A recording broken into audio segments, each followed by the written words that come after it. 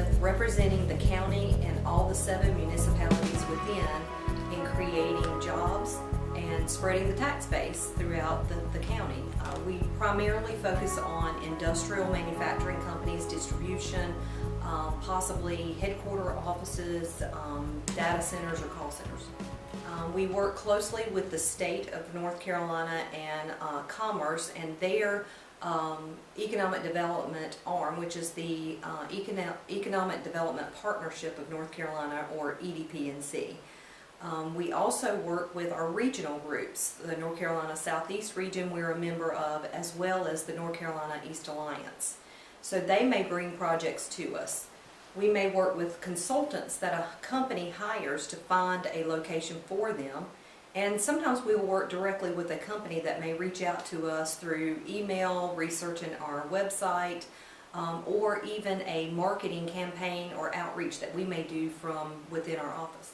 For example, we were contacted by a company that had taken a look at our website. They knew they wanted to expand. They were within the United States. They were a domestic company on the other side of the U.S., and they wanted to expand their customer base, be closer to their market. And so they would reach out to me and start researching our areas. And it's not just our area, they may contact our neighboring counties as well and do that. And eventually, most of the time, we'll bring in either a regional group or the state, especially if incentives are involved in the process, and then it becomes more of a regional project. Occasionally, they'll come directly and just know that they want to be here and they want to look here because they've done their research. It never fails that initially when they contact you, they're ready to move. They've done their research, or they feel that they have, and they want something immediately. They have aggressive timeline that they want to meet, but it never happens that way. We just recently announced Project Jerky, or this is Stormberg Foods. It's a South African based company, and I've been working with them for probably a year, almost a year and a half now. And they had plans to be up and running last fall, and we're not there yet. So there's a lot of things that come into play. It could be working with an owner of a piece of property. You've got to do your due diligence period. There are negotiations to be had. There's incentives to apply for. It's a process that you have to go through. So it typically happens a lot longer than they anticipate. But then again, there are times, and it's rare, that we may have a company come in, they know exactly what they want, they're ready to go, we've got the perfect fit, and it can occasionally happen pretty quick. It is, it's evolved over time. It's a little different than it used to be. Many years ago, 10 years ago, it was all about incentives. They wanted to know what state or community were they going to get the most from. That has changed quite a bit over the years. Now, workforce is the #1 priority. They want to know that we have the skilled labor to accommodate their needs for their plant. That's their #1 check on their list, that they need to be reassured that we have the skilled labor, the education system here, and that we can fill that need. The second thing is the cost of doing business. They do a lot of analysis. They get their finance people in here. It's got to make sense. The third is transportation. They need to be close to their supply chain, their market. They need to be close to the ports if that's relevant in their business. The interstate highway system is extremely important. Some want rail. So transportation assets are very important to them. We're in decent shape on the rail. It's rare that you have 2 rail companies that intersect in your community, and we do with CSX and Norfolk Southern. So that is a great selling point and an asset to us.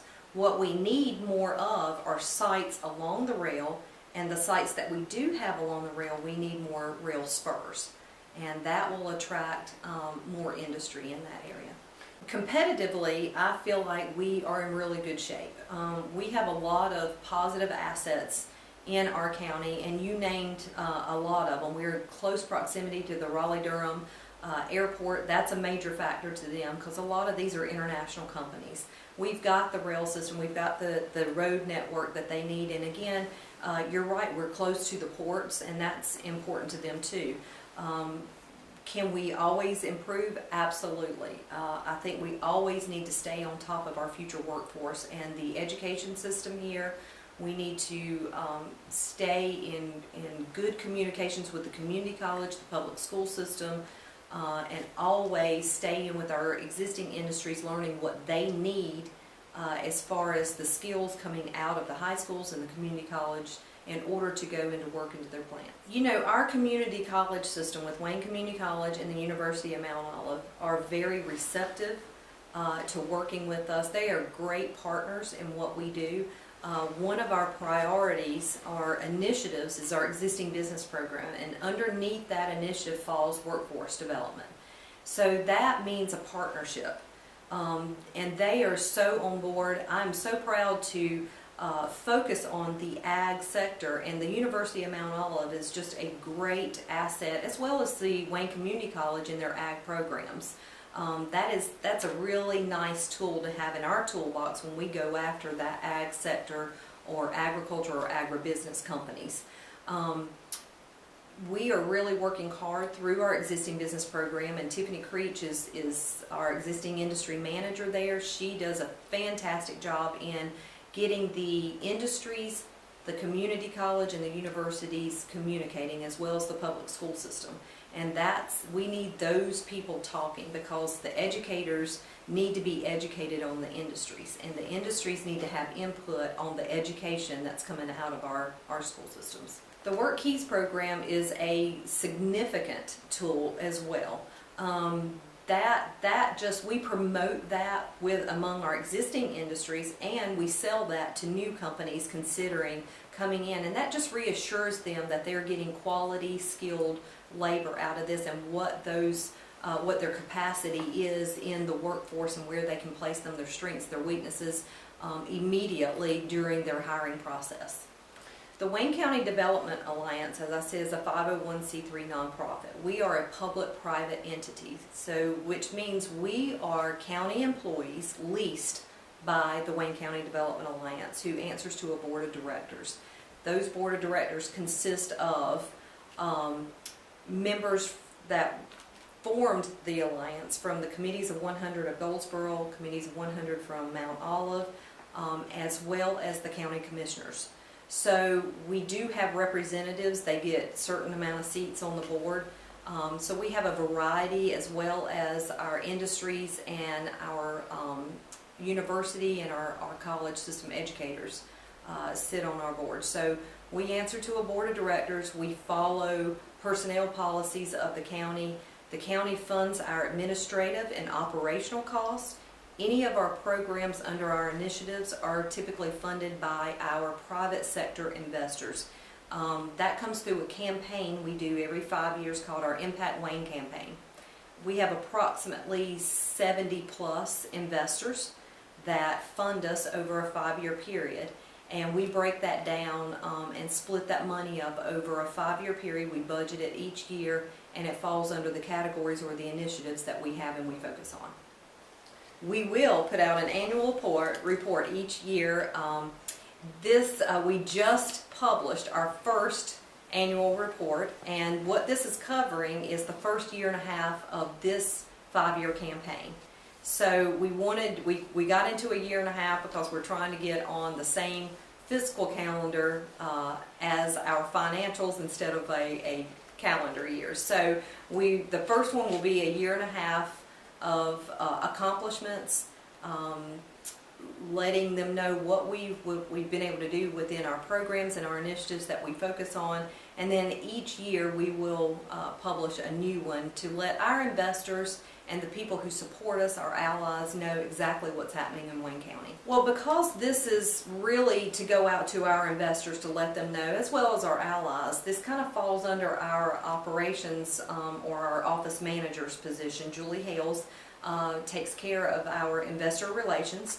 So the contents of this is really it's a team effort, a group effort, because we do focus on each team member here and their initiative, but it is the responsibility of Julie to get the contents, what it is that we want to say, and then we work with our marketing team to lay out the design of it.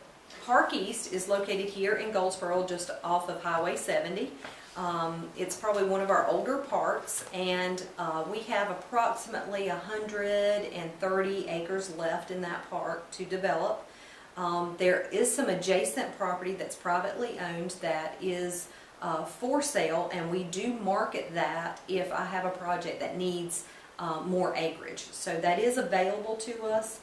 It is not part of the park, but it is adjacent to the park. So all the infrastructure is in that park. You've got the water, sewer that's provided by the city of Goldsboro, the gas, Piedmont Natural Gas, and you have a Duke Energy substation within the park. So it is a great park to be in. It's already established with some major companies within the park.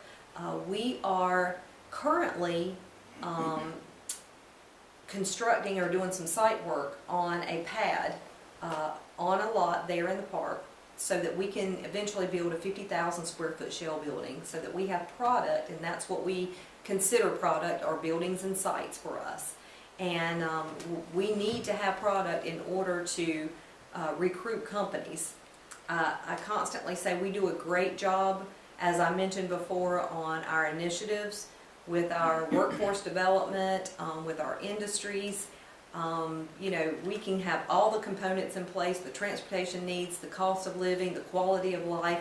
If I have all of that and we make the shortcut and we have a company that's interested, I have to have somewhere to put them. And that's a very competitive situation right now. There's a shortage of buildings available. 85 to 90% of the projects that come in want an existing building. And it's not just any building that will work for these manufacturing companies. Manufacturing has changed quite a bit over the years. The buildings are getting taller. They need a higher ceiling height for the equipment and the technology that goes into them. And the buildings that we have available right now and vacant in the county are fairly low. They're your older textile mills or furniture companies or warehousing that just didn't require high ceilings at the time. And so by the time you renovate one of those, you can have a building built. And you know, this day and time, they want new, fresh, modern looks. And so we've got to have product. If we don't have somewhere to put them, there's going to be a county beside us or region beside us that will, and they'll go there. Bryan Park is a brand new industrial park concept that we've been working with the Bryan family for over a year now. And what this park is, it's about 118 acres. 92 of the acres are developable. We applied for the Duke Energy Site Readiness Program. And what that consists of is that every year they send out the invitation for any county or community to pick a site that needs some studies done on it, that they're looking to either develop or they're in the process of it, and they want more input as to what they need to do to upgrade that site and make it marketable. So we applied, even though we didn't have the site under control, with the permission of the family. We applied for that grant. It's probably a $30,000 to $40,000 grant that we got with the engineer studies and everything that's involved, that, you know, we wouldn't have to pay for on our own. So we were awarded that grant for the Bryan Holden's property. So Duke Energy came in. They partner with McCullum Sweeney out of Greenville, South Carolina. It's a consulting group that comes through and works on their site readiness program. They'll come in, lay out the park. They work with engineers that will do a conceptual design of the park, a layout, environmental studies, phase ones. They'll work with if there's any wetlands, endangered species. They'll give a report. They meet with the owners, the city, the county, any municipalities that might be involved as far as infrastructure. Piedmont Natural Gas is involved. The electric companies are involved. They'll do a nice write-up on the positives of that site and what's going well for us and what needs to be approved upon or what needs to take place in order for us to prepare that site to market. And so they came through, did that. It's a great site. They were very impressed with it. And so we just signed on an options agreement with the Brian Holden's property or owners. And this is a 5-year options agreement that the county and WCDA, as well as the city, it's a 3-way partnership that we're going to develop the park. And so it's just a great marriage, you know, between the 4 entities, I guess, or 4 partners in that. And we'll begin to market that and build the infrastructure in there and hopefully tie a company to some grants that will help pay for the infrastructure. The great thing about the options agreement is that we don't buy the property up front. We pay the owner the property as we sell it. Oh. So there's not a lot of upfront cost on that, and hopefully when we get a company that's interested, there are grants, as I said, through the state that will tie to jobs and that will help with the infrastructure costs. So now the Mount Olive Industrial Park, we're very excited about this park, and I'll tell you why. All of these parks are going to serve a greater vision that I have. But Mount Olive has about 109 acres in that park. It's owned by the county, and we are really marketing that industrial area to ag-related companies. There could be other types of companies, but I really see that with the Mount Olive Pickle Company already having an existence in the park, as well as Andy's or Highway 55. So we're very excited about that. We spent some time with some engineers that did a conceptual design of the park.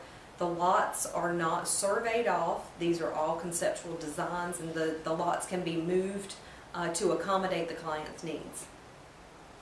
So the infrastructure on that park is also provided by the town of Mount Olive for the water and the sewer needs. It does have Piedmont Natural Gas in there, and Duke Energy serves that with a substation nearby. It's a great marketing piece with their municipal airport just across the road from it. So that's an exciting area to market. The rail does run across the road from that, and we would love to work with CSX and try to get another rail spur that serves the park itself. And you know, it's in a great proximity to Highway 117, which I believe will be the future Interstate 795. You're only 12 miles from Interstate 40. So again, you know, it goes back to that transportation and that accessibility to the interstates and the ports. The strategic marketing focus is we have identified particular sectors that we do well in. We focus on here in Wayne County. Those sectors consist of our ag or agriculture, ag-related businesses. Our automotive, we have a strong presence of automotive, aerospace, and advanced manufacturing. Not to say that we would not entertain other types of sectors, but that's what we do strong. That's what we do very well. We're very strong in those areas. And so those are the sectors that we're going to reach out to and try to recruit companies, whether they are the companies with the end product or they're suppliers to those companies so that they can be nearby. And so we're going to use different methods of marketing to attract those types of companies. The diagram you see with the county image in the background, and it's laid out, you know, we've had a vision here, and after going over the sectors that we focus on, those sectors really apply to our transportation network. So let's take the aerospace sector first. So with our military presence here, our close proximity to the Global Trans Park in Lenoir County, and even Cherry Point, you know, we are very strong positioned to recruit suppliers or aerospace aviation type companies. Currently we are working on a 3-way partnership, 3-county partnership with Lenoir and Craven County to designate Highway 70 as the aerospace corridor for the very reasons that I just explained, Cherry Point being in Craven County. They have already an established cluster of aerospace companies. We just mentioned the Global Transport with Spirit there. Wayne County's part in that, being right there with the bypass coming through and completed through Wayne County, it just positions us very well to be within 25 minutes of that global transport, have that transportation network that I think that's our strongest point, and the military base here. So we want to designate that and focus that as the aerospace corridor 70 west running east. So then, you know, if you take a look again, it all goes back to our transportation network. So let's take 795 that runs north of Wayne County. You know, that's a perfect opportunity because we currently do not have natural gas in the upper part of Wayne County. With the CCX hub that's been recently announced, distribution companies like to be within 55 to 60 miles of a hub. Well, that positions Wayne County very well. Not to mention the 4-lane highway and Interstate 795 that runs through the northern part of our county. I want to designate that as a distribution corridor as well. I think we can start recruiting and use the CCX hub to our benefit. We do have some rail that runs all the way up through the northern part of the county, and identifying those sites for distribution, and I think that's a good fit for that part of the county. So then if you travel south, we know 117 runs right through Wayne County. That'll be the future Interstate 795 extension to the south. We've already identified strong ag and agribusiness presence with the Mount Olive Pickle Company, you know, Andy's and Highway 55. You know, we just have an abundance of farmers down through that way. That's a perfect corridor for an ag corridor, and that's again, I am looking forward to partnering hopefully with our counties to the south of us, with Duplin and Sampson County, to promote that and make that happen. So I'm very proud of the map that we're doing. I think it shows our vision for the future and what can happen, our assets with the rail running through that, our transportation network, and so I just think that's going to be a strong marketing piece for us in the future. So I'd like to talk a little bit about, we mentioned in the initiatives that we have. We have some major initiatives that we focus on, and we've already covered a few. Our first and foremost, in my opinion, the most important initiative we have is our existing industry program. And I mentioned before that Tiffany Creech heads that program up. There are a lot of components to that program. In my opinion, there can't be a more important focus than focusing on our existing industries. When times fall tough, and we've experienced that, we need to make sure that we support the industries that we have here to ensure that they're stabilized, they can maintain and sustain their presence here and their commitment here. We want to make sure that they have the tools and support behind them that they can continue to grow. You know, they're some of our largest taxpayers in the county, which benefits all the citizens of Wayne County, so we want to support them. Ways that we do that, and I'm not going to steal the thunder because I think there's going to be more to come that you'll see out of our organization and what we're doing with that program, but we've touched a little bit on our workforce development. Again, Tiffany works with our community college, our universities, NC Works, our public school systems, and first and foremost our industries, to help make sure they have the skilled labor to sustain and grow their business. So we want to show appreciation to that.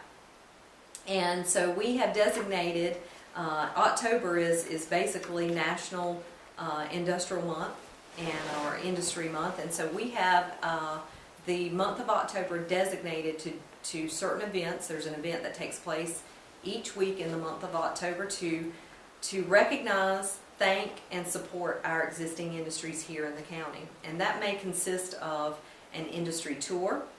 It may consist of a forklift rodeo, which last year was our first annual forklift rodeo. It was a huge success, and we're ramping up for that again this year that we think is going to be even bigger, and we've gotten nothing but positive feedback from that. We have a golf tournament, and then we have a luncheon that at the luncheon we present the Industry of the Year as well as the Why Wayne Works Award, and then a new program we just implemented last year was the Milestone Achievement Award. And basically what that does is recognize any company in Wayne County that is celebrating a 5-year milestone. So another goal that we had in producing this annual report was, to give our industries, our Impact Wayne investors, our allies, our commissioners, city council, more in-depth knowledge of just what all we have what's taken place and what we've accomplished in the year and a half that this campaign has been ongoing. So we've had some successes in this. I think everything is a success, but some that I want to make note of is we discussed the Brian Holden's property. That's a future industrial park. Again, I can't reiterate enough how important it is to stay ahead of the game. I realize we have 2 other industrial parks, but I plan to fill those up. We can't wait until they're filled up to be thinking about where we're going to start another one. We have to start now. So that's huge there. We mentioned the pad ready site and the shell building, so those are some partnerships, and it wouldn't happen without the partnerships. But as far as some companies, we just recently announced Stormberg Foods. This will be a this is a South African based company, and they make biltong, which is our version of jerky. And so they're wrapping up on acquiring the former Sunburst facility on Highway 70, and we're really excited about them being here and ready to see them succeed. Mount Olive Pickle has had, they're just growing tremendously. We're so proud of them. And they've announced several acquisitions of buildings that we have, or acquiring some buildings that we have here, and they're growing by leaps and bounds. So those are some announcements. And then Alta Foods is also expanding their machinery and equipment so that they can produce more. They're outgrowing their facility, and we're very proud of them as well. So I want to talk a little bit about our projects. We discussed earlier about where the projects come from and how we obtain them and how we market to them. But the project activity has increased quite significantly. This annual report gives this 2016 and thus far the 2017 projects that have come in. I do keep track of all projects. I like to categorize them as first inquiries. An inquiry is basically a project that may come through that is just asking for some information, and we're hoping that they get the information that they need, and it sparks more interest for a visit. An active project is an actual visit from the company. They have set foot in Wayne County. They've taken a look at our building sites, and we're working with them actively and trying to land them. A waived project are projects that come in that we just do not have the product. And remember, when I said product, that's buildings and sites. We just do not have what they need. Some of them may need rail. Some of them may have other requirements that we just cannot satisfy those requirements. And so we decline on submitting on those or waive those. And then I have a dropped category. For whatever reason, this falls into, maybe they were active at one time, as they down and drill down their decision, they may have chosen a different region, a different county that fits their needs better, and the project, we lost that project for whatever reason. Or it could be a change in the company, and they've put the project on hold, or something's changed that they're not going to go forward with it, and the project itself is dropped. So the activity is strong. We're getting, we get those from trade shows. We're attending a lot of trade shows that we get leads from that, and a lot of our projects come from those efforts, as well as the state regional groups that we do. So at the end of the day, with all of this said, we kind of explained how we're structured, how we're funded, But that Impact Wayne campaign that we do every 5 years, that's the meat of why this exists, and all the programs that we just spoke about happen. If it weren't for our private investors, we could do none of the marketing, the wonderful maps that you see, the banners, the website upgrades, and the advertising that we do, the buildings and sites flyers, the trade show trips and mission trips to meet with consultants across the U.S. and internationally. Those would not be possible without our private sector program. And so, I just want to give a great shout out to all of our private investors through the Impact Wayne campaign. Thank you so much. We appreciate it. I hope this annual report demonstrates just where your dollars are being spent and the progress that we're making. And we ask you to stay tuned for next year, because we're hoping to have this book filled with new announcements and